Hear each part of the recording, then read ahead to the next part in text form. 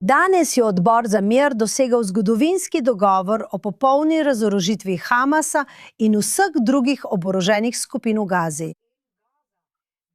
To je ogromen korak k trajnemu miru in varnosti. Ampak kaj pravi Hamas? Poglejte to.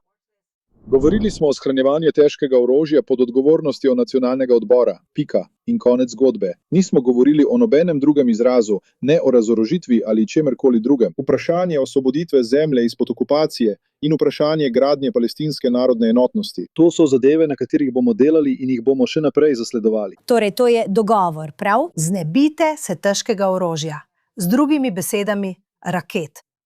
Lahko pa obdržijo obrambno orožje, kamor spadajo kalašnikovi in RPG-ji. Torej, o čem točno govorimo, ko pravijo, da gre za razorožitev in da jim je dana amnestija? Amnestija, da ostanejo v Gazi? Vemo, da se ne bodo razorožili. Torej je ves ta proces nesmiselna. In žal smo to pogosto videli pri predsedniku Trumpu, kadar se zdi, da ne ve, kaj naj še stori. Mislim, Hamas je že od prvega dne, ko je bil predstavljen 20-točkovni načrt, zavrnil razorožitev. Prav tako se ne ukvarjamo z osebo, ki stoji za Hamasom. In to je Islamska republika Iran. Zdaj, vem, da se tudi glede tega malo vrtimo v krogu, ampak gre za isto stvar. Mislim, vsaj za zdaj, glede na to, kar vemo trenutno. Predsednik Trump ne ukrepa, da bi jih poklical na odgovornost. Prav tako tega ne počne mednarodna skupnost. In vemo, da je to glava kače. In vemo, da je bil Hamas zagotovo oslabljen. In jaz to vidim takole. Prihaja še ena zima. Počutim se, kot da sem v Igri prestolov. Smo kot v Igri prestolov, samo brez zmajev. Prihaja še ena zima. Ne morejo pustiti milijona ljudi, da še eno zimo živijo v šotorih. Tako jaz to vidim.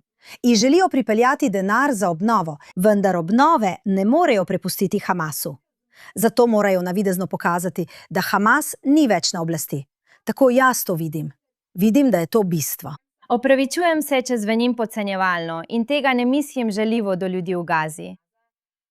Ampak zakaj nas skrbijo ljudje v Gazi, tudi če jih je milijon, ki živijo v šatorih po zimi? Ko pa imate 92 milijonov ljudi, ki živijo pod islamistično-teroristično diktaturo, ki mimogrede nimajo energije, nimajo vode, nimajo ničesar, kar potrebujejo za osnovno življenje v Iranu. Vse zaradi režima v državi, bogati zviri, za začetek. Zakaj oni niso pomembni? Ampak milijon ljudi v Gazi, pa naenkrat kar šteje.